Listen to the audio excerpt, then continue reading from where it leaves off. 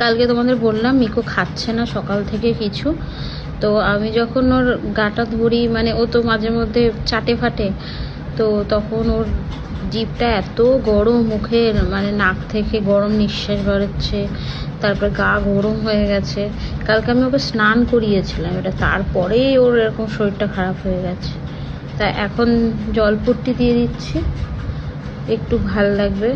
আর সন্ধ্যাবেলাতে যাব ডাক্তারের কাছে। তো ওর শরীরটা এত খারাপ, না হলে ও খায় না এরকম হয় না। মানে আমি ওকে চিকেন দিচ্ছি, ও খাচ্ছে না। দেখো এই শরীর টরীর খারাপ হলে যে কি খারাপ লাগে, এত ছটফট করে বেড়ায়। আমি তো একটু মাথাতে জলপট্টি দিয়ে দিচ্ছি যাতে জ্বরটা একটু কমে।